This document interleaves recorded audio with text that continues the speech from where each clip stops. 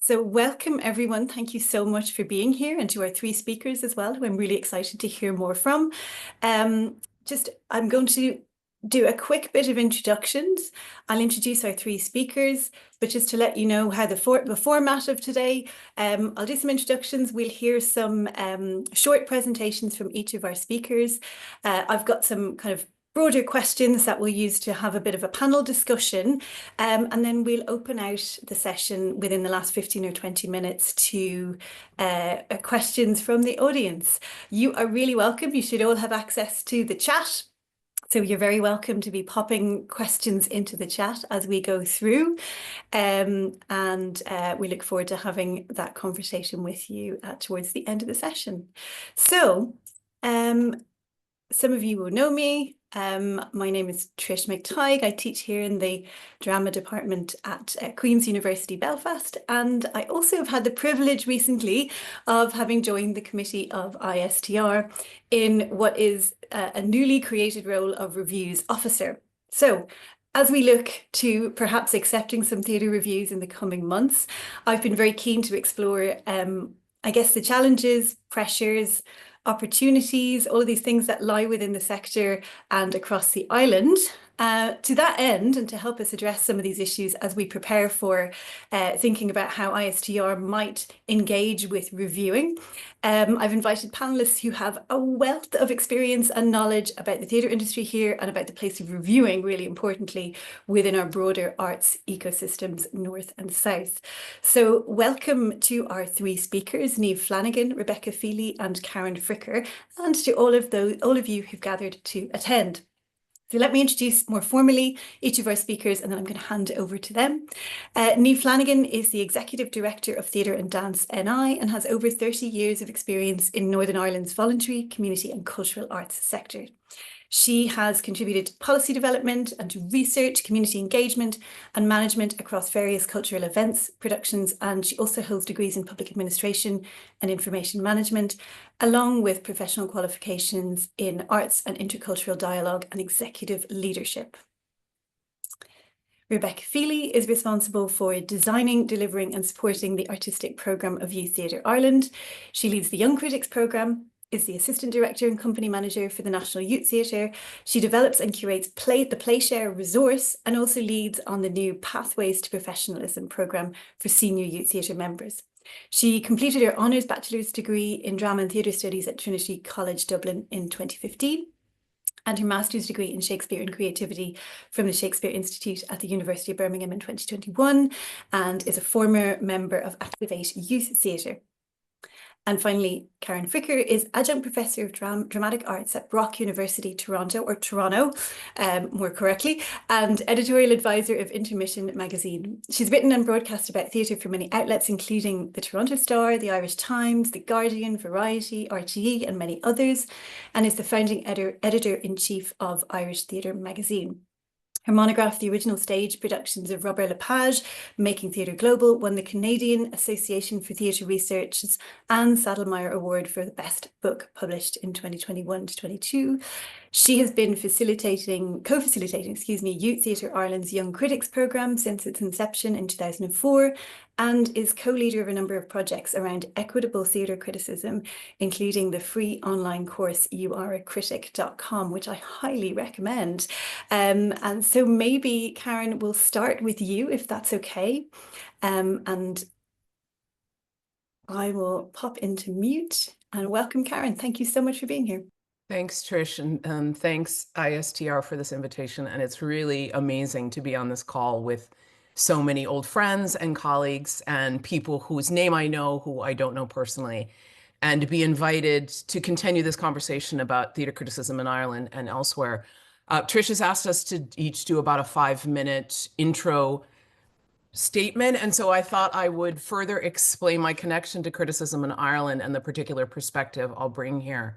I lived in Ireland for 10 years at the turn of this century and did my PhD at Trinity College Dublin.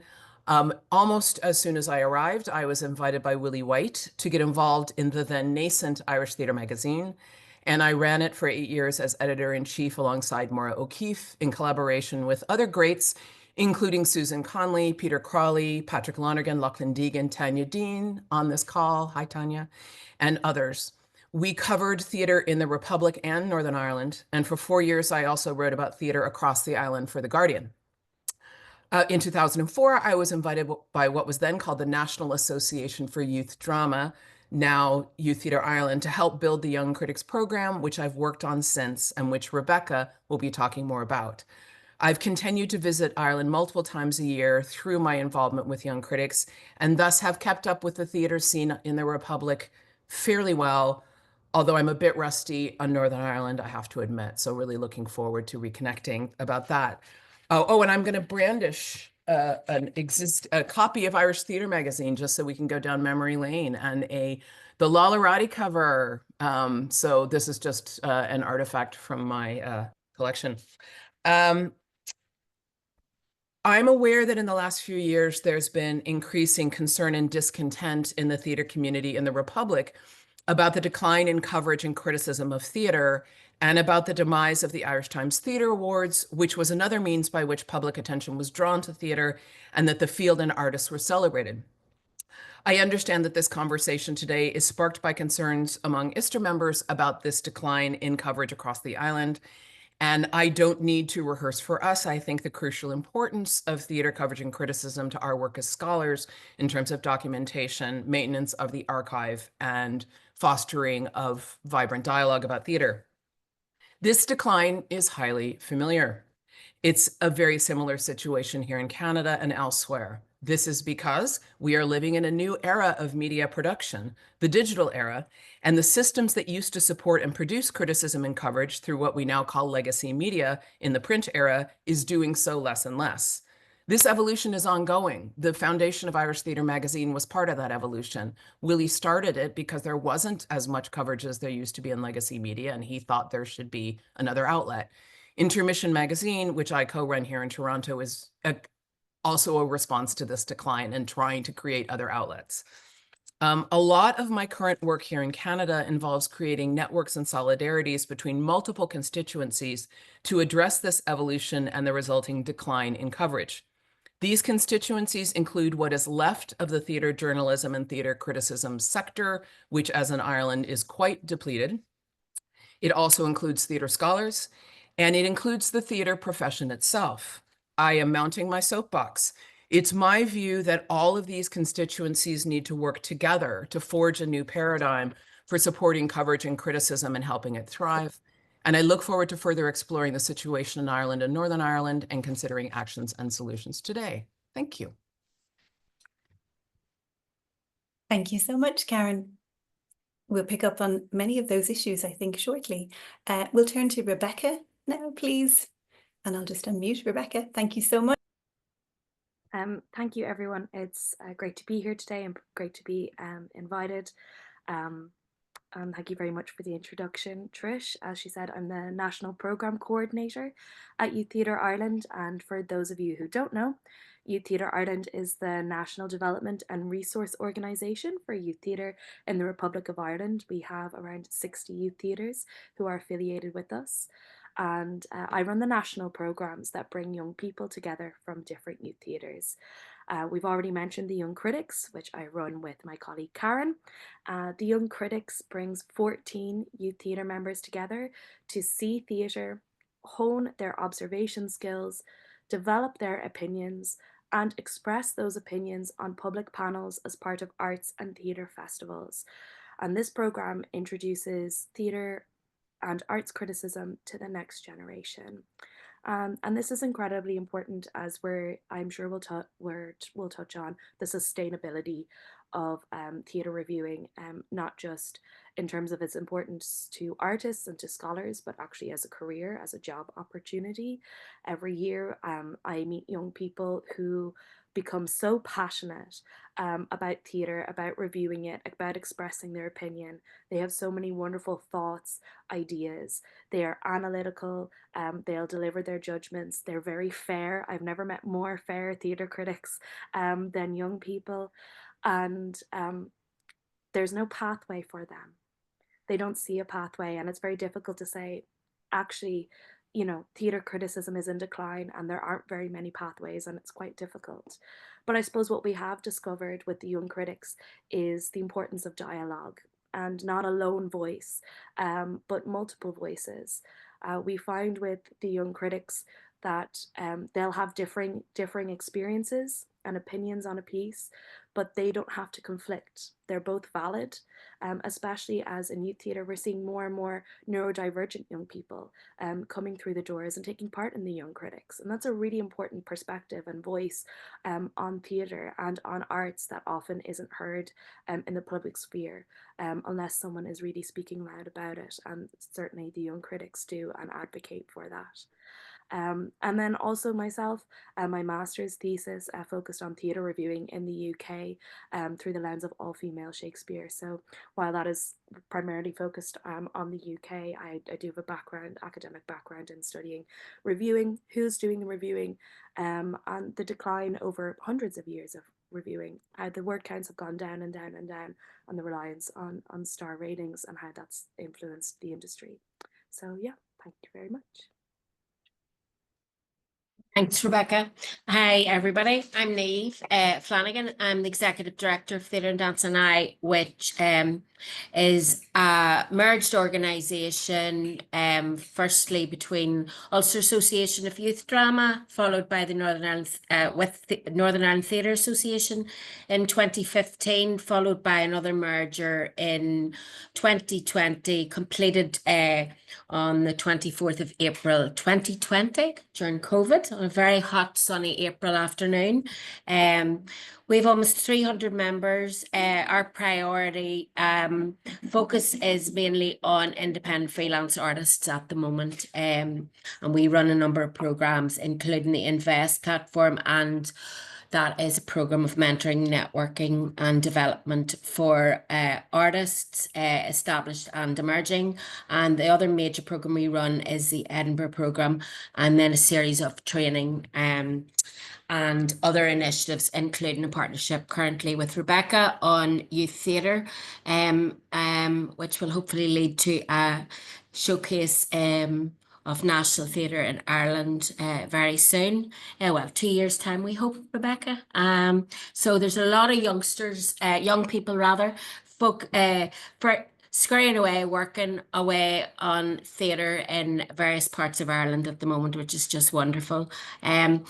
We ran, as Theatre NI, we ran a Young Critics programme, and Youth Theatre Ireland were incredibly helpful at the time. We ran that until 2019. So people will be very well aware of the context within which Northern Ireland has been operating for a period of time. And young critics became a victim of budget cuts. But one of the best things I think that we ever did as part of that programme, one of the most constructive programmes that we ran as part of Young Critics was the Liz Lerman. We were able to have Liz here for 2 to 3 days, working with artists, speaking with production companies, and we brought in some newspaper critics at the time, and that was a wonderful process to behold in terms of, you know, a constructive place for artists to hear and listen and to get feedback. In the context of the ecology in the north, I'd say there's probably a really big crisis here that's been fueled by that decimation. And I don't want to focus today on that because incredibly what has happened here, the resilience of Northern people has come through again, particularly in the theatre and the arts, and people are making work, creating new platforms. And I think this is a great time to have this discussion. I think that given where we are in post-conflict society, that the theatre and theatre review has a really important part to play in enabling reflection, challenging norms, situating the work within the broader context of this place, and just enriching the discourse. So I think it's really critical that something happens around theatre review and that new mechanisms are found, and particularly that we hear the voices of people who are not included, that we need to be looking to see who's missing fundamentally in the room, but who's missing particularly in theatre criticism. The other thing is just the importance that there is independent critical review that is useful, and that the connectivity and collaboration between people on this island and across the two islands is really important in terms of how we move forward, I think. So I know we're going to talk all about that through this meeting. So thank you very much, Trish, for the invitation. And I'll leave it at that. Thank you so much, Niamh. And yes, absolutely. I know that we have a lot of sessions here in the north in which we tend to get bogged down in that conversation about financing and funding. But I'm also seeing great practices at the moment of in terms of bypassing that conversation, not ignoring it by any stretch, but certainly moving past it to kind of reflect what is there, what's happening that is resilient and very constructive and very creative and is flourishing in many ways collaboratively without while also we don't let anyone off the hook for the arts not being funded. 100%. We'll just make sure, get that out of the way. Yeah. But I suppose my first question to you all is quite a broad one, and I think, Niamh, you started to address this, so maybe I'll come back to you for a second. It's just that, you know, when we think in a kind of a I guess in an idealistic way, when we think about it in a kind of in a way that is perhaps ignoring for the moment some of the material conditions that we might have to operate, what are the possibilities? What place can reviewing or criticism or feedback have within an arts and a theatre ecology? What are your thoughts on what reviewing can do? What is it capable of doing? And you've addressed a little bit already, but maybe an opportunity to flesh that out first. Oh, Niamh, you're on mute. I believe that it is absolutely critical in terms of the development of good work and the development of a more diverse work. It sells or kills work for artists, and it creates the opportunity for documentation, which and archiving and a canon and a status and a visibility, which I think is hugely important. I think critically good and well-constructed theatre review is absolutely essential in our continued peace building, because so much of the work is connected to our broader historical and social context. I also think, interestingly, while there's lots of work about the conflict in the north and on the island and between the two islands beyond, the new space that's being created for contemporary issues is another space that reviews have the potential to develop that discourse. I think it's so important, and I think it's so desperate that it's missing to the extent that it is. And I think that the whole review system or the whole review ecosystem, it just supports well, it should support, I think, the development of all our awareness around our bias. And you spoke earlier about the challenging, you know, despite everything that has happened, we've been able to challenge what's going on around us, which I think is wonderful. And I think it's critical. Theatre review is a critical part of that. I think that review also enables the development of looking, as I said, at the bias, but develops, if it's done well, insight and sensitivity. And, you know, who's it for? The audiences, but the artist as well, building up the artist to be the best that they can, and to create the best work that they can, and for the audiences and the artists to come together in the wonder of when theatre is really good. Thank you. Thanks, Niamh.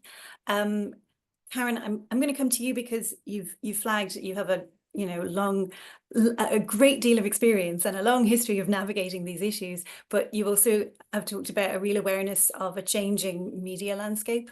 And I suppose that question, I might address that question to you in relation to that media landscape, like where does the review sit, maybe in general, but also in relation to like, where does the review sit now that we have TikTok and so forth?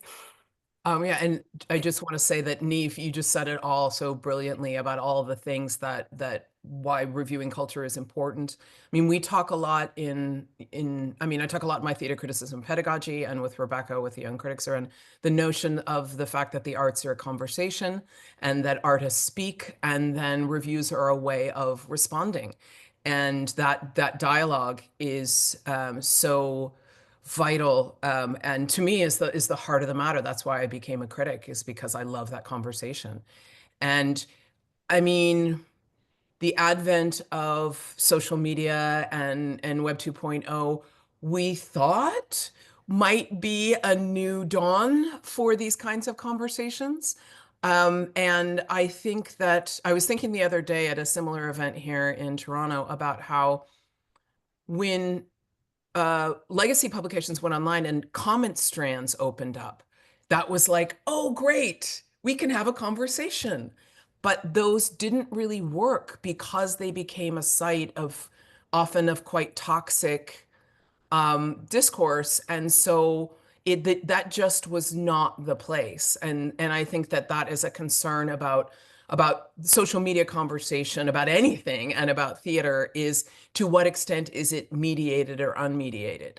And so I still think there's so much that we could that can be explored and kind of exploited about that. I mean, so many young people I know and I encounter here in Canada, and I wonder about there in Ireland, know everything about Broadway right now, having never been to Broadway, because of TikTok. And slime tutorials, which I didn't know what they were until I was told, is lingo for bootleg videos of entire Broadway shows that you can see on YouTube if you know how to find them. And so that there's a kind of a literacy about contemporary theater, contemporary commercial theater practice, that is something that a lot of young people I encounter are conversant in. And so I'm not sure how to connect that yet, in the most thoughtful and productive way, to the viewing of theater in one's own location and the dialogue that you make about theater in your own location. But I do think that there's stuff going on the social media side that we can be doing a lot more with. And I'll stop talking, but Rebecca, maybe could I prompt you to talk about the amazing podcast that the Young Critics made last year? Yeah, so thanks so much, Karen. Yeah, our Young Critics, we, as part of Dublin Theatre Festival, we brought them to see Nobo Daddy by Chalk Dowsa, which was, I think, a kaleidoscope of a show, in terms of practice, in terms of color, in terms of everything they used. And so our young critics sat down afterwards and we asked them, like, what kind of formats would they like to work in? And there was a group that said, we'd like to work in audio, we'd like to sit down and make a podcast. So that night, in their hostel in Dublin, in one of their rooms, they sat down to make their podcast, which they did extremely well. Mobile phones, their microphones are so good now. You would not be able to tell that this was just done on someone's mobile phone.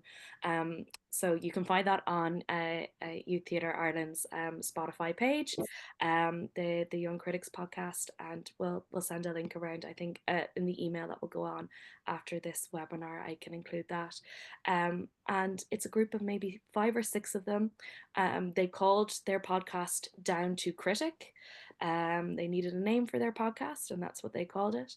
And it's a conversation full of laughter and a lack of judgment for one another's opinions. But it was so wonderful to see how passionate they were, and that this was a format that really spoke to them. A Theatre Voice in the UK was also a theatre criticism podcast that ran for a number of years. But the Young Critics were so passionate about it, I think they were up to almost midnight doing it themselves, because they wanted to have it cut and everything by the time we got to the panel as part of Dublin Theatre Festival.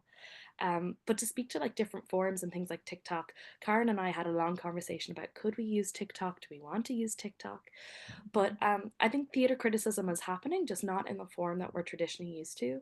There are certainly American content creators who are theatre artists themselves who make theatre criticism content, but do we view it that way? There's, I think his name is, it's Tyler, I'm not quite sure, but he makes a lot of theatre criticism, what I would call theatre criticism content, simply by, he will make a short video on TikTok, and it will be titled something like the opening line of an American contemporary play. And it will be, and that's all he'll do. He'll do opening line after opening line after opening line, or he'll be like the last line before the interval. And it will be a lot of dramatic lines before an interval break. Or that's theatre criticism. That is someone pinpointing, this is a trope that happens in theatre that we see all the time. And it's a form of theatre criticism, and it's pointing out, and all of the comments are full of other theatre people being like, oh my gosh, I get that, or yes, absolutely, I've been there, or I've been that person, or I love when they do that. And it's a valid form of feedback. And something we do with our young critics is creative response and creative criticism, because that's how they're used to doing it in their youth theatres. They'll make a sketch, they'll sing a song. We had, Karen, one year, young people who were obsessed with Oasis, so they rewrote Oasis songs to be about the shows that they saw. Another form of criticism. So there are many avenues that this can take. And it's about finding sustainable ones, and I think opening up what we think criticism could be. Really brilliant. Thank you so much, Rebecca. And maybe I'll actually, on that note, start with you for my next question is what are the things, because I think you're clearly working very much at the coalface of thinking about the next generation of theatre critics. So what are the things in your mind that might help to enhance a culture of reviewing on the island, north and south, but speak to your own jurisdiction and expertise, however you prefer. Yeah, I mean, I think we're going to talk about it, but funding is a huge thing. And we're talking about if we're talking about traditional viewing in terms of writing and in terms of journalism, I mean, you could spend a whole day to us talking about journalism and the future of journalism in general and where that's going and people's trust in media. You could talk about that and funding from that perspective, but being able to pay people properly for their time, and space. Word counts, certainly in traditional written format reviewing, have drastically been reduced over the past 20 years. You can see it dwindle down and down and down. This has kind of led to, I think, a culture of plot summaries largely, and cast lists and designer lists, all of which you can find on a company's website, on a theatre website. So when we're thinking about, like, I suppose, the future and pathways, we like Karen said, there has to be a coming together of multiple sectors to address this issue. The theatre sector, the arts sector, the journalism sector together, because without funding, it's going to be very difficult to encourage people to go down this path. And then in terms of the future, social media is a huge thing, podcasts, videos, opening it up to multiple things. And I suppose for me, what can encourage or enhance a culture of reviewing, I think accessibility is something huge we have to talk about in now. We're getting to a point where more shows, um, will have interpreters, will have audio description, but how do our reviews take place? If they're just written, are there multiple formats this one thing can take place in? People learn in drastically different ways. We know the rote learning system doesn't work for everyone, works for the few. And particularly for young people, they don't engage in written media as much anymore. And if they're the future theatre audiences, they're the future critics, then we need to start taking their formats and their creativity and where they take that really seriously and start to move in that direction. And in terms of accessibility as well, it's actually, like we've talked about, when you're neurotypical and see a show, you know, we have that lens, but are we asking the other questions? Are we asking whether actually this environment is friendly to other people? When shows are described as family friendly, are they family friendly? Can people leave with their children and come back again? And even accessibility, theatre audiences, depending where you are, can be traditionally older. Sometimes you need to leave and need to come back again. All of those questions, I think, are traditionally left out of theatre reviews, but something that young people continually, like I say, bring in and say, you know, and really important feedback for programmers to say, this wasn't accessible to me. I needed to leave 20 minutes through and I couldn't come back in because you told me I couldn't. So it's things like that that should be that we need to think of, like, what are the basics that need to be part of it that we need to start to considering for an audience, or a more diverse audience. If we want to expand our audience, how can reviews be part of expanding that audience? Like who comes through the doors. Brilliant, thank you. Niamh, I might turn to you if that's okay, just to think a little bit about, or to kind of let us know the things that might work within the context of the North, perhaps, to enhance the culture of reviewing. Like, what are the things that you would like to see? And I know that funding is going to be really, really important, but in the North, we'll kind of have to maybe bypass the F word for a moment. Yeah. We were doing a thing up with the Derry City and Strabane Council, and we let everybody have their say about funding, and then we said, right, we want solution orientated and action orientated solutions with that we can do without the funding. So that was good. Not to say I'm an absolute advocate for proper investment, but I think the big things, the partnerships and the collaboration. You've got resources in the university. There are, despite all of the difficulties, we have resources, we've expertise, we've connections.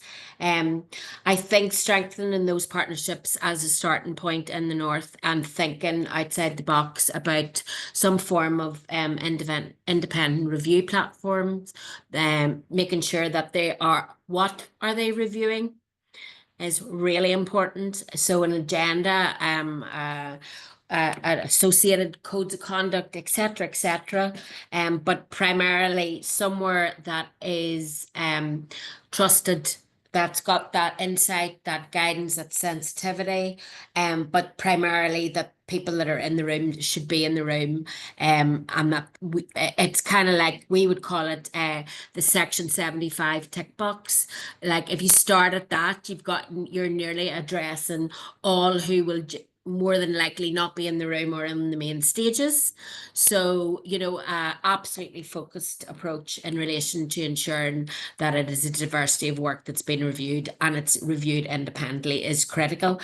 And then from the perspective, I'd say we could do a lot more across the border, as always, and not just north to south, I mean south to north as well, and really start to look at how we work better across this island, and obviously across the two islands.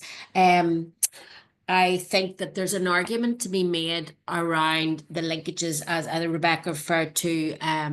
The linkage has been made to, you know, journalism, etc. I think it's really critical that there is a conversation as part of this. The linkages are made with journalists, because it's so serious at this point in terms of the media our young people are being fed. So, for example, we had some of our young Invest participants tell us about the algorithms and the impact that this is having on their mental health. So that actually really serious, and I think there's something that could address both the funding situation, but also I think that a proper independent review platform could be set up in such a way that it is addressing issues of education and literacy, bias, diversity. And I don't mean that from a tick box perspective. I mean genuinely with bigger thinking and vision.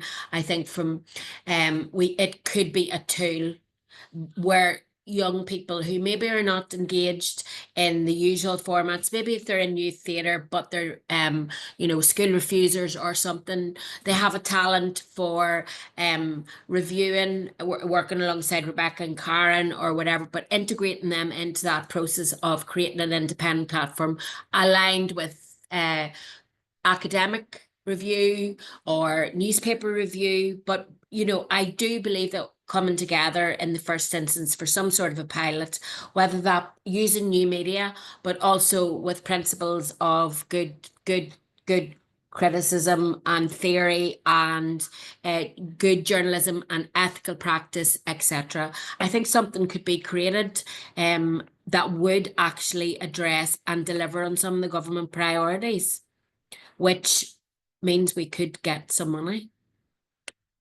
in the longer term. So that's my main thing. Thank So you. we're not asking for funding, we're actually delivering on priorities that can help, bring school refusers in potentially who are attending youth theatre, as I said, but not going to youth theatre. So I think there's a really big conversation to be had about what those partnerships and collaborations, but primarily it needs to be independent. And then your audience, wouldn't it be great to have a dialogue session with people who've been going to theatre for many years, and not your usual suspects, but the people who seek out the different theatre platforms that are in community halls, that there's lots of examples around this island where professional theatre has taken place in sites that are not theatres. And I just love the idea. I'd love my mother in the room, for example, or just to hear what they have to say about the work that's being made at the moment. So that's it. Thanks, Niamh. Karen, can I bring you in? I know that you've been obviously working in a kind of pedagogical mode as well around the youareacritic.com. So I know that you'll have a lot to say about the ways in which we might bring in marginal voices and better support them. Sure, and thank you for the plug. I've put the URL in the chat. Great. This is again, Niamh and Rebecca, you've made such amazing points, and I think the notion of fostering a culture of ethical dialogue around criticism and having a point of view, how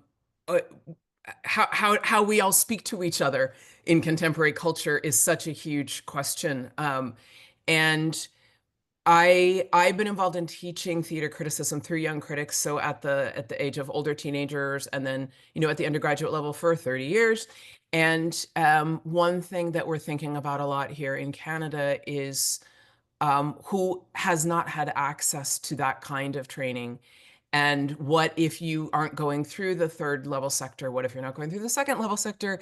What if you live in the north and you don't have in the north of Canada and don't have access to a lot of live performing arts or these kind of educational resources? So thus was born youareacritic.com, which is it's completely free, it's online, it's open source, it's there for you. Please use it, please teach it. It is intended to take folks through how to think about responding to theater critically. What does that mean? Introduction to the traditional review form, introduction to thinking about more creative forms of response. And it was funded by the province of Ontario. So through my academic channels, I was able to get resource to make this OER resource. And it's part of a whole lot of work that needs to be done here to lower barriers for participation in criticism to populations that have previously been underrepresented in the field. Another thing I'll say, not to be a Debbie Downer, but I do think that this is a really interesting question and problem that we as academics, I think, will relate to, and it could be like a research question, is what do we do with the fact that the internet is unregulated? And what do we do with the fact that a lot of folks, certainly here in Canada, who are writing about theater with any regularity are volunteers who do it on their own sites. They edit themselves or maybe not. And, stuff is going up in all different states of copy editedness or not. And I'm a member of the Canadian Theatre Critics Association, and a few years ago, we revised what used to be called a code of conduct to talk about best practices.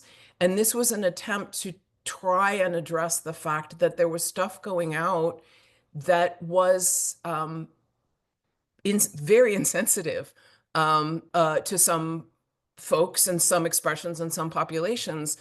And I'm really proud of that work that we did, and I will send that link to be shared in terms of what that current code of best practices. It is unpoliceable. I don't employ those people. How do we create a culture of respectful discourse and wise practice, knowing that what people are going to say, what people are going to say? And so how does this feed into what theaters do in terms of how they amplify voices? How could this feed into what theaters do in terms of how they allocate complimentary tickets? And how does this feed into cultures of free speech? It's complicated, but we like complication in academia. So I think those conversations are really vital, and I encourage us to have them. Thank you so much, Karen. Absolutely, I concur. And I feel like those are issues that need to be maybe constantly addressed and readdressed within kind of editorial policies, within codes of conduct, as media landscape evolves and things shift and change. I suppose one question that I had was about reviewing practices that you celebrate, or what would you like to see more of in terms of reviewing approaches and practices? But I wonder if there are any examples that you could share or flag for us of things that you particularly, the things that have struck you as really great reviewing practice, things that have done some of the work that we're talking about here today. I'll open that question to the floor, I think, and maybe firstly to our panelists, but we might have people in the room who might want to think about that and respond afterwards as well.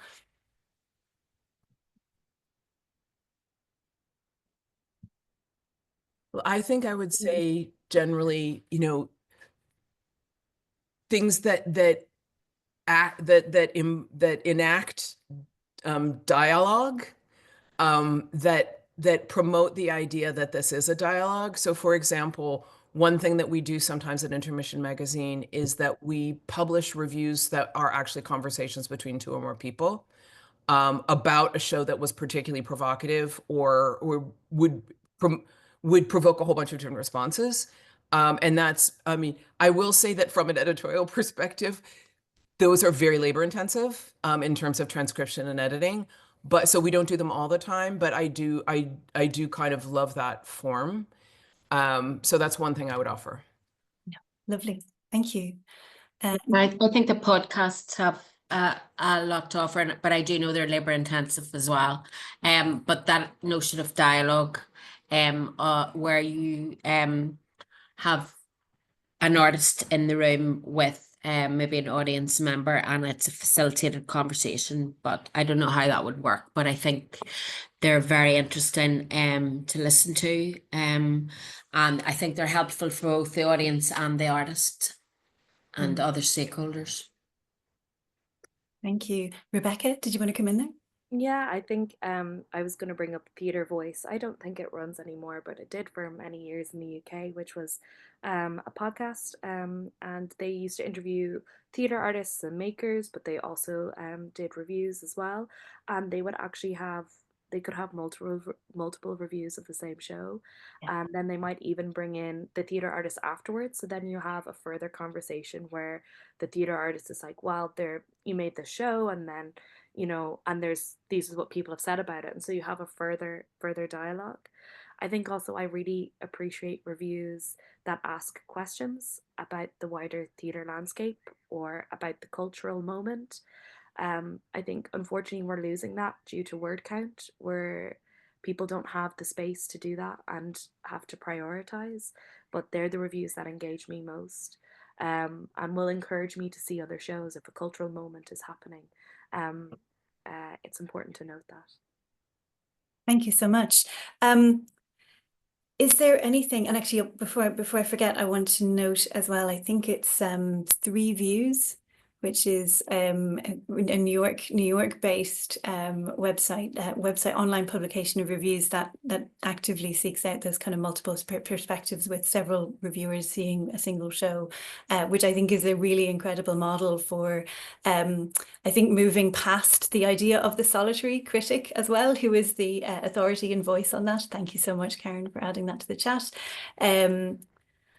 I had one more question that I think, and I think it maybe helps to kind of telescope into to key issues that we might like to see or see embedded within a reviewing culture here. Is there a particular principle that you are a particular burning desire to see embedded in reviewing culture? Is there something that you think, not something that's missing necessarily, but something that could be enhanced or something that should be embedded?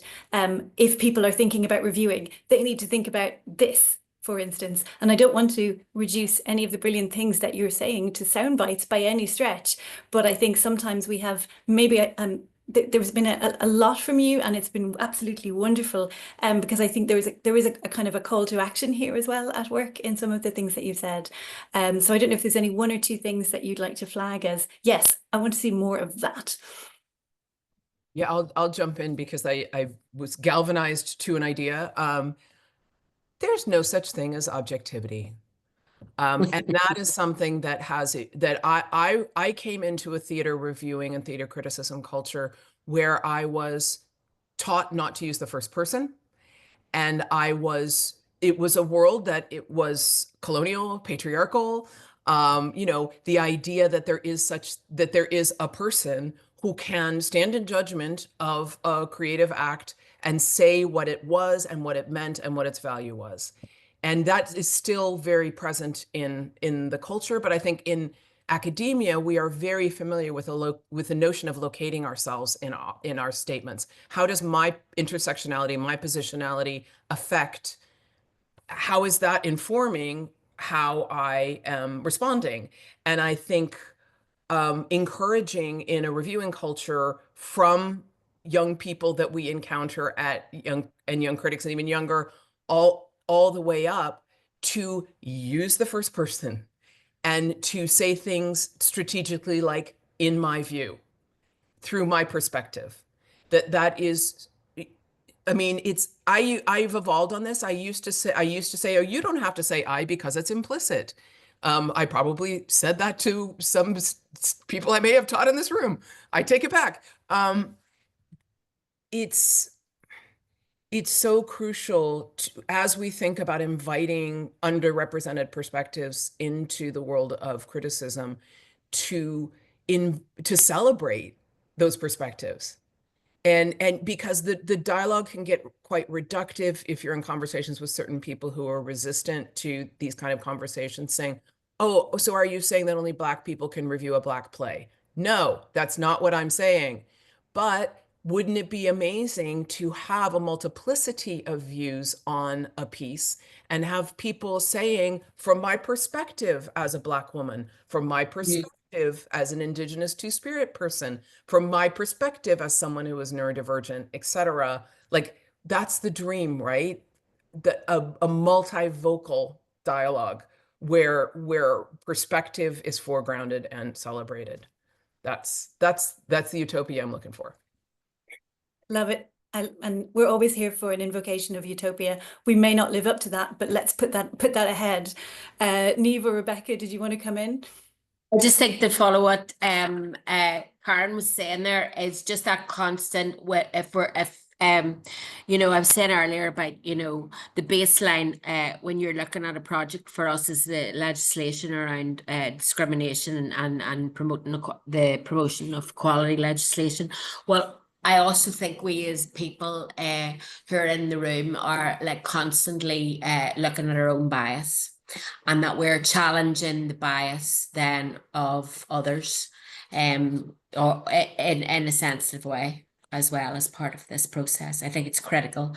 So like, you know, Karen mentioned our colonial history, all of the reviews that, you know, are the critiques that are celebrated, and you read them as an Irish person and you are just astonished.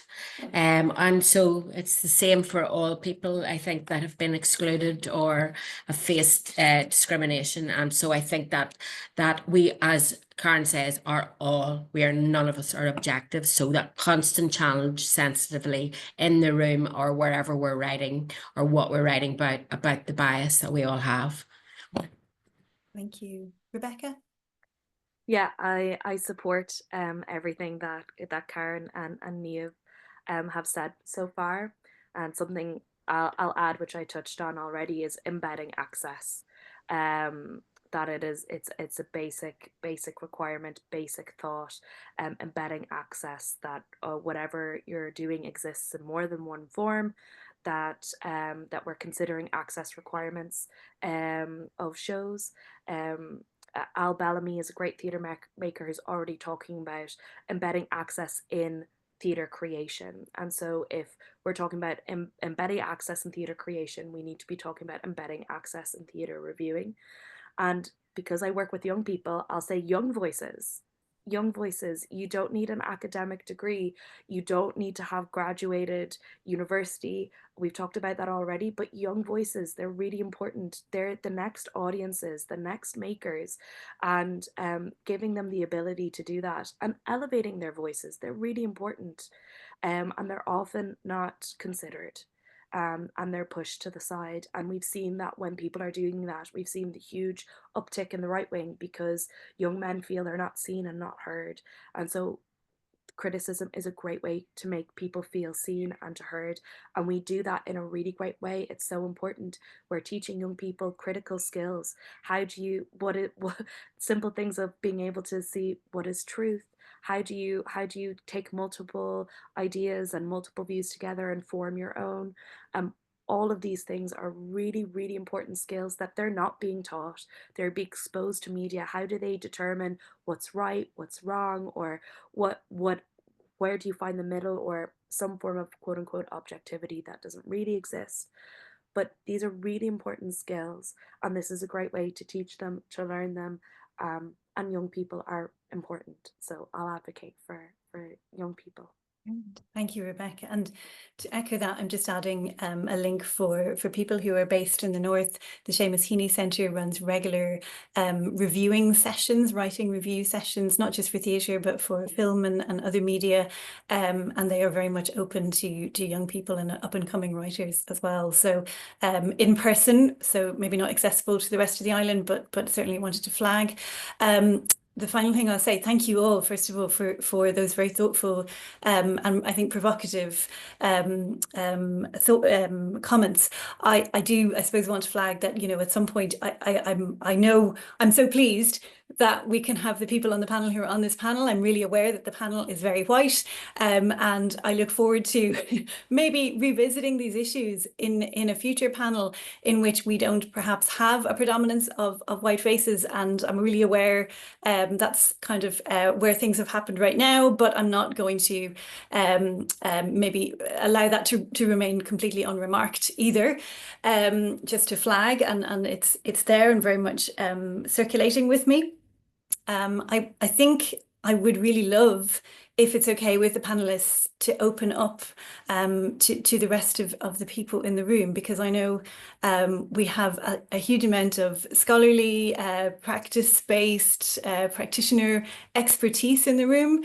So it might be prudent at this moment to maybe open up and gather thoughts and commentary or questions for our panelists from those who are attending. I'm really happy for you to pop questions into the chat if you would like to do that, if you prefer to do that. I'm open to you unmuting, coming on camera if it's appropriate, and diving right in. Questions are welcome.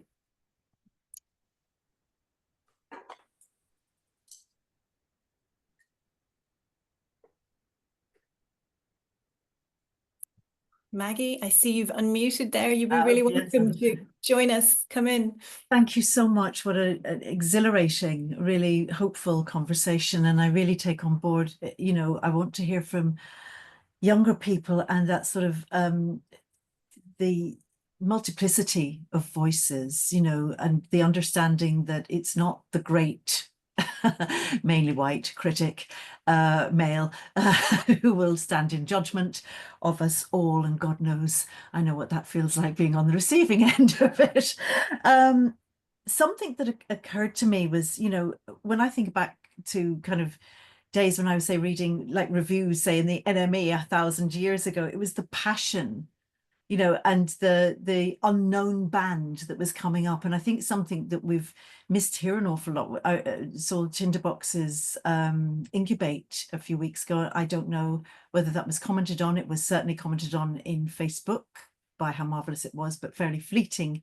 But really the work, the standard of the work, I would love to see that championing, particularly here, but across the island, of the up and coming, whether it's been, it doesn't matter whether it's a new young company or whoever it's being made by, but the truly fringe work that's in development, because it's that excitement of discovering that for the reader, the listener, oh, that sounds interesting.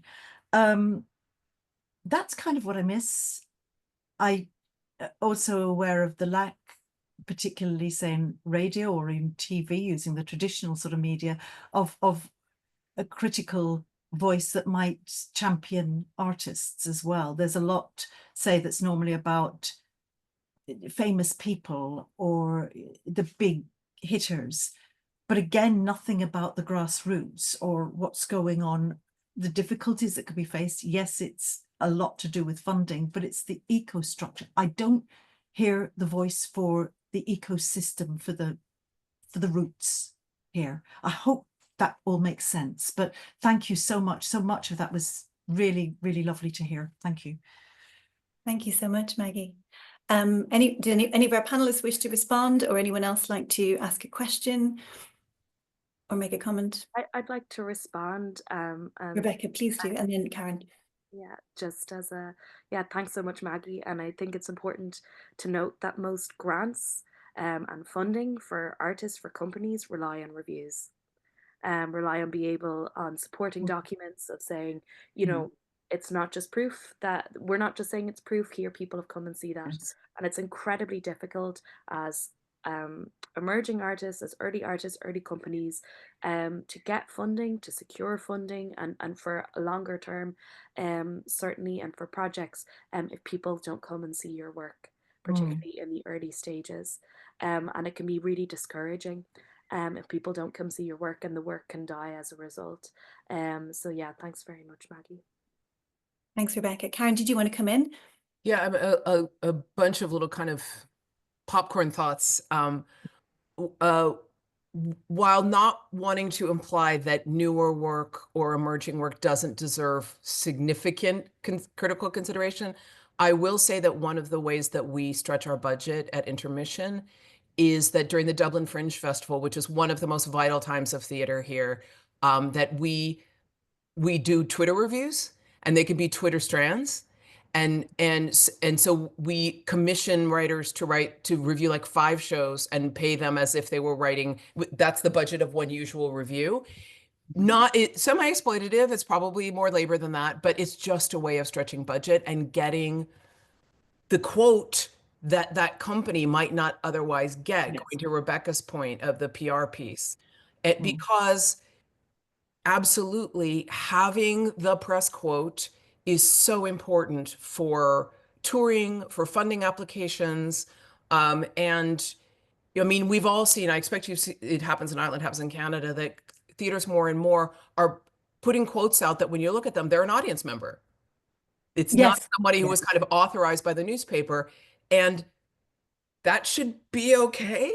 You know, because I mean, I haven't thoroughly looked at Tanya and Kira's comments in the chat, but you know, audience members have a critical perspective too, And I think we're in an evolving culture where the question of what an official voice is really changing, and how to uplift audience voice and promote it and curate it, I think is a great strand of conversation that we could continue to have. Thank you. Yeah, I'm gonna flag the comments that are coming in and questions. I think, Tom, I saw you unmute there a few minutes ago, so I'll bring you in first, and then I'll move into the chat. So I think it's a fantastic panel, and so lovely to see so many people who have in the past paid me to review. Thank you, Karen, Tanya Dean, and other people. So it's a question around, I think, just picking up on Karen's last comment, the relationship between taste and judgment. So often when I'm looking at other sectors, I'm looking at what are the things that I like, and who has the same taste as me, and if they recommend something, then I'll go to that restaurant. I'm not necessarily interested in the judgment of that person. I'm looking to see, I don't really care whether the cow had a happy life or not if I'm going to a steak restaurant. So it's, I guess, what's the use value of the people who read our criticism? So we've talked about what the artists might get, we've talked about it as marketing, but what's the use value that other people are putting it to? So I mean, the comment about star systems, yes, we know the relation to TripAdvisor and so on for all of those. So just kind of where do we think, and I think it speaks also to the objective, subjective thing. Yes, of course, they're all subjective, but are we reading someone's review or hearing someone's review because we value their judgment, or because we think they are like us? Well, I might add a third to that, because I think it can be very satisfying to read a well-written, intellectually rigorous review. There's a pleasure. Restaurants I will never visit, but are wonderful to read about. Yeah. Yeah. Yeah. Or a good recipe, you know. So that's such an interesting thing, Tom. I'm not sure how to answer that question. I'll hop in. I with the maybe something provocative, which is I don't like the star rating system at all. I think it should disappear. It was brought in, and even none of the reviewers liked it when it was first brought in, because it enables the reader just to glance at the stars and not read the full review. And there was a year at Dublin Theatre Festival, which I think almost every show got 4 out of 5 stars, and I just thought that's impossible. Like, that's just genuinely impossible with the amount of shows that every show could be 4 out of 5 stars, or almost everyone. So I think we should do away with that. And in our utopia, there's no star reviews, so people have to read them. I think your question is so interesting, Tom, of who reads them and why do they read them. I don't think young people read reviews. I often won't read reviews before seeing a show. I don't want it to influence me, and I'll read them afterwards. But what I will read, what reviews I will read, and maybe this is the thing, is people tend to read their bad reviews, right? Not the really good ones. If you see there's 5 stars on something, you're like, oh, okay, I don't need to. Oh, you almost feel you don't need to read it. And again, it comes back to the star rating. But if people see there's a bad review, they want to know why it didn't work. Now, there's value in all of that. There's value in everything. But I think the star review system just enables people to be lazy, and lazy readers, lazy theatre goers. And again, good work can be quashed simply because one person's opinion gave it 3 stars. And who's reading them are the makers as well. That's important, right? It's not just potential theatre goers, but the makers, the producers, the programmers, the funders. They're all audiences of reviews. When we think about that, and it speaks to what we're talking about in terms of diversity. Who isn't review? You could open that up and say, who aren't reading reviews? How can we get them to read them as well? Thank you. I might, if it's okay, bring in some comments and questions from the chat, just because they're lining up here. From Tanya, thanks for a great panel. Questions about post-show discussions or panels, which are often one of the last available forums for feedback and criticism. What are your thoughts on how to foster constructive and illuminating conversations in post-show discussions? whilst making sure that artists are not left bruised by audience feedback and avoiding the dreaded, this is more of a comment than a question monologues. We've all heard them. Thoughts from the panel? Karen, would you like to jump in? Sure, yeah. I mean, Tanya, we can have a longer conversation about this because working on a funded research project here in Canada, academically funded, about thinking about audience response as a form of criticism, and how can we kind of elevate that in the context of declining official criticism, if you will. I mean, one thing that comes to mind is curation of questions.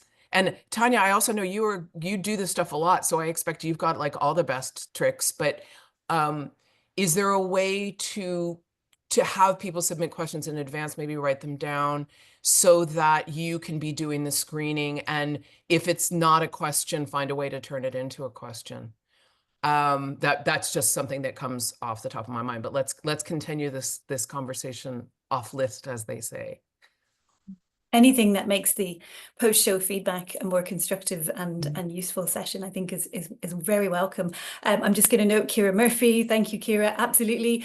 Echoing Rebecca's position on star ratings, and that also the one voice mode of criticism no longer working, and saying this with self-awareness as a past critic, but is saying that, sorry, I can't see this, one of the main issues is that comms and PR promoting work are utterly dedicated to a star rating. How do we encourage those promoting theatre to open their minds to a broader style and mode of critique?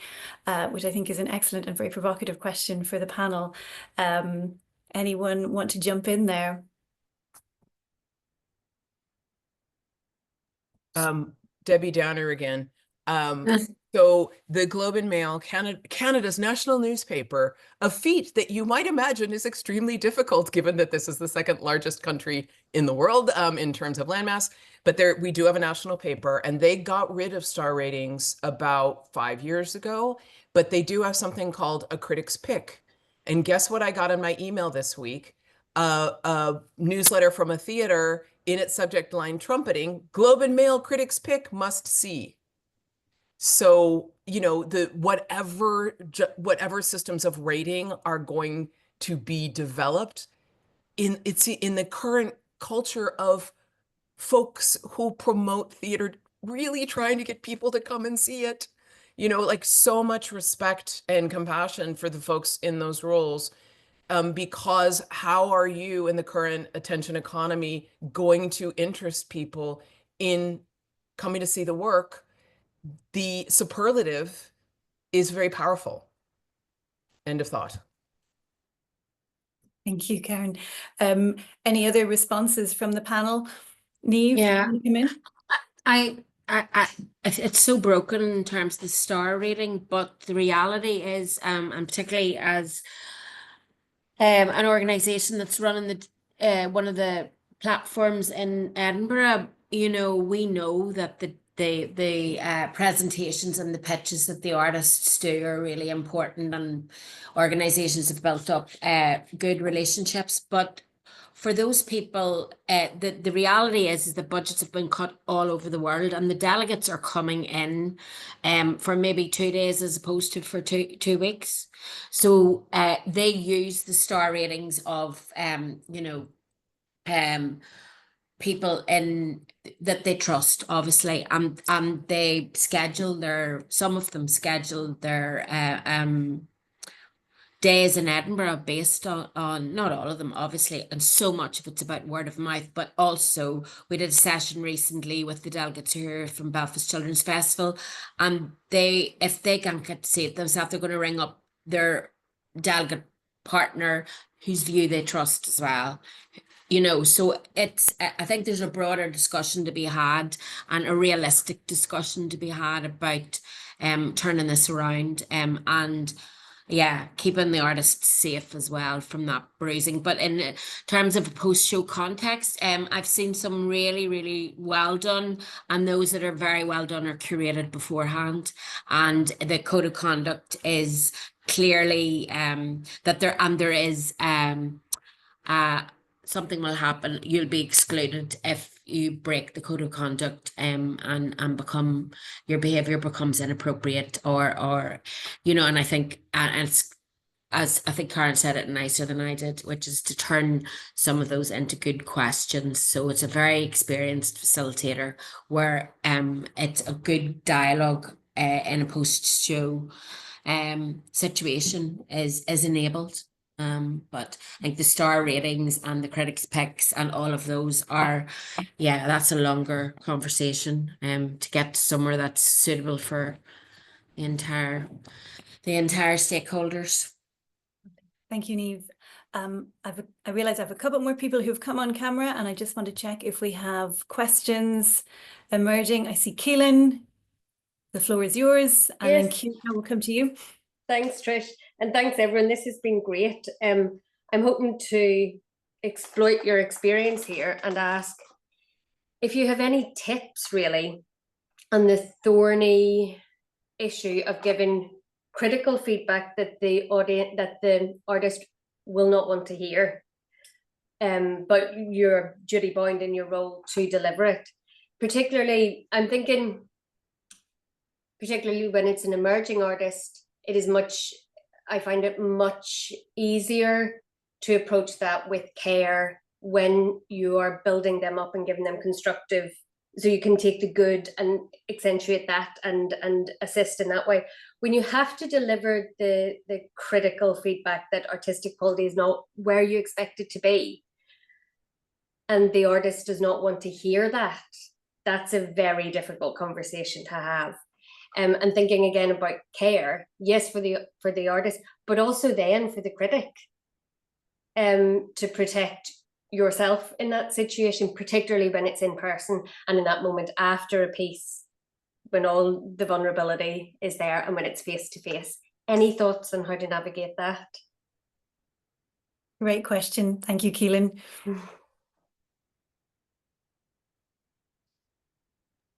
I find myself curious, Kaylin, about who you would be in that encounter. Are you coming to this as an academic or a programmer or a critic or all of those things? I could be all of those things, but in this particular context, one of my hats on is I work for the Arts Council, so I'm a funder.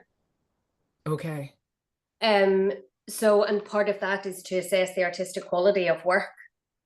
Of course, we can refer to and take on board other critical responses, but we're in a rather impoverished state of that here in Northern Ireland. So then when you have to give your own critical response to a piece, and I understand, and I come from a practice background myself, so I understand all of the vulnerabilities of the artist, and I'm very sensitive to it. So that's why in a lot of ways I kind of relish when you know what you can do to build up and help support the artist, but when you have to deliver the response that they don't want to hear, which is it didn't land for me or it's not working, that's the trickier spot. Yeah, I mean, my response to that would be, and this, forgive me if this is like reductive or obvious, is, when we talk about the traditional theater review, the elements are description, analysis, and judgment. And what I would say to anybody writing a review is that you have to do the description and analysis first in order to support the judgment, because that's the way that the reader and the artist is going to understand how you arrived at that assessment. And I think any of us who've given feedback, and I expect you have too, Kaylin, like, always lead with the positive where you can, call something sandwich. But sometimes it's just hard. And sometimes if it can be framed within your knowledge of the artist's work and your knowledge of the field and your knowledge of an appreciation for where the field is at, and done in the most constructive way possible, I expect you're already doing that. And also I think there's also the question, and this goes to Tanya's point about a kind of immediacy of response. Is there a way that it can be not right after? And wait for everything to kind of settle? I mean, I don't know what the settings are in which you might be giving that feedback, but that having it a chance for reflection on your part and kind of things for settle with the artist would also seem productive to me. I hope that's helpful. Thanks. Yes, thank you. Thanks, Karen. Kira, I think you had your hand up as well, and I want to acknowledge Sarah Jane's comment as well, so I'll come back to that in a second, but Kira, please go ahead. Thank you, and thank you so much to all the panelists for such a fantastic discussion.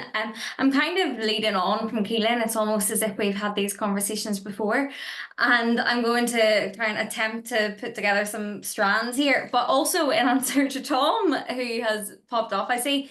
But that question of who reads reviews, and something that came up in kind of research we had done before was artists talking about needing to have reviews as proof refunders. So needing to have had a show reviewed before in order to apply for certain schemes. And the value then of that written word that is always going to hold maybe in our culture a little bit more credence than a podcast or a TikTok. And that kind of authority that comes with it being needed for an artist's progression as well. But also to tie that back, I guess, with the tension that's kind of implicit in that from Niamh's really early comments there about the need for an archive and the need for evidence that these things, maybe if there's something controversial, that it wasn't being accepted by society at the time, and criticism as evidence of our wider cultural values as well, and how those two things are kind of in tension a lot of the time, between the need for critique but also the need to kind of bolster and support and care for our artists too. And I guess so similar to Keelan, I'm asking how you balance that tension, but it also maybe leads me to think about whether change is possible from below. Creating these new systems, are they enough to challenge the broader ecosystem, or does it need to be top-down change in order for these kind of alternative reviewing practices to thrive or to be respected? Thank you, Kira. Niamh, you want to respond? It's really well pulled together there, Kira. I just think that the reality of where the system is now, and it's been 40 years in its destruction or however long, is about not to become overwhelmed by the need for the change in the ecosystem. But there's small things that have happened, like for example, when funders that can do, which is like alternative ways in which to find out what the work is like. Staying away from open nights, I think, is a really, really good practice for many people if you really want to get a sense of the work, because you're under so much pressure. And the artists are under so much pressure. It feels really false to me, and I love the joy of them in many cases, and all of that. But if you're expected to give the artist feedback straight away, it's just impossible.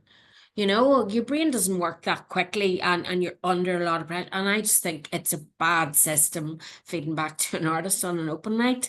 As I never go, or very rarely, I exit very quickly, usually on an open night, because you just need space to sort of think. But I do think there are other ways that people have implemented in terms of look at the way that funders have implemented a new system for supporting the applications from neurodiverse or people with issues in terms of writing or disabilities or whatever.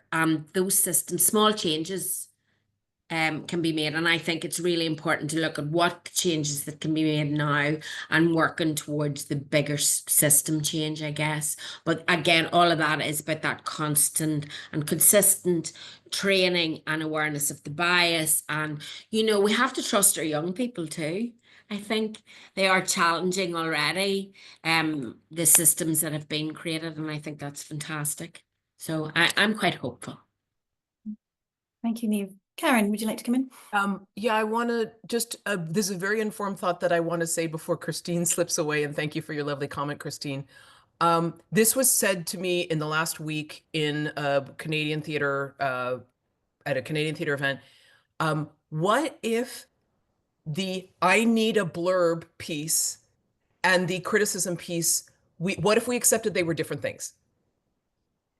And I know that, and that doesn't, what we do is so interconnected, Christine, between the communications professionals and criticism, but there's a motor that runs that is needing the promotional language. And then there's the larger questions of critical discourse. What would it look like to see those as separate? Do you have a thought? I think that more and more they have to be through necessity. I think in the past, when you had single critics working on reviewing shows, and you had a number of key communications people, that dialogue flowed in both directions and it was easy. And I think now that the landscape of the way that people talk about theatre, social media, online, various people writing, it's much, there's less gatekeeping about who gets to tell the stories, as you've talked about. So therefore, in that changed environment, I mean, I don't know the answer, but I think they probably have to be more separated, because it's not one group, a group of defined individuals talking to another group of defined individuals, which it was. Sorry, and that's just because I'm probably older than most of you on this call, so I remember a time when it was different. But I think it should look, I mean, it has to look different, and I think that separation is probably really healthy. But I'm very interested in what you're saying about the audience piece, Karen, and that's something I work at the Abbey Theatre, and that's something we've been really trying to do, is to use our audience voices as well alongside theatre criticism to have a multiplicity of people talking about shows. The environment is so changed, I don't even know how to define it anymore. So that's why conversations like this is so important. Did I answer your question, Karen? I don't know if I did. I mean, it was more to just engage that part of engage that part of the conversation about the struggles on the communications and PR side. Yeah, which you're always aware of, and it's appreciated. Thanks, everyone. Rebecca, I'm just going to, I'm really aware that we're coming up to time. In fact, we are well over time, and this conversation could continue for many more hours, I realise. But I just wanted to check, Rebecca, if you wanted to come in and respond to anything that's been raised, or if any of the panelists want to have a final comment before we start to close up. Oh. I think Rebecca has frozen up in Zoom time. So that was poorly timed on my part, but I'll give her a second, maybe she's still there. I do want to acknowledge before we close Sarah Jane's comment. I think she's had to leave, but just to draw attention to Sarah Jane's comment that she had drawings and poems given to her in relation to pieces that they've made, with a mix of podcast and audio written visual reviews would be, you know, really, really welcome. So thank you for that, Sarah Jane, even though I know you've had to leave. I think we might have lost Rebecca in that case. So sorry for that. As we start to wrap up, is there anyone want to make a final comment? Do we feel like anything has not been said that should be said from our panelists or from anyone in the room? Great. We're good. Okay, I realize we're quite a bit, about 10 minutes over time. So I just want to say a couple of thank yous to Barry Houlihan in the ISTR committee for all the support in putting this together, to Ciara Murphy also in the committee for kind of helping me formulate some of these questions and thoughts and conversations, and all the support, as well as the ISTR committee more generally. Really appreciate it. A privilege to be involved. I want to thank all of our audience members for being here. Really, really appreciate your thoughts and comments. And most especially, if you would all please join me now in thanking our panelists for their contribution, for their expertise and sharing that expertise so brilliantly with us today. We really appreciate it. This conversation is by no means done, but is merely another moment in which we might maybe move forward and maybe think about new pathways and new ways that we can engage new audiences, new critical voices, make those things more accessible, and actually contribute something to a wider culture of reviewing on the island. So I'm really grateful for your participation today, and I look forward to seeing many of you in person, in print, on screen, and I wish you all a very lovely rest of day. Thank you again. Oh, Rebecca, you're back. We lost you. I'm so sorry, my internet cut, so I've just hotspotted off my phone there. I'm so sorry. You're totally fine. It's nice. We're actually just wrapping up and saying our goodbyes and thank yous, but please note that you have been, in your absence, you have been thoroughly thanked for your contribution today. Thank you very much. It was great to be here with you all. Thank you so much. Take care, everybody, and enjoy the rest of your day.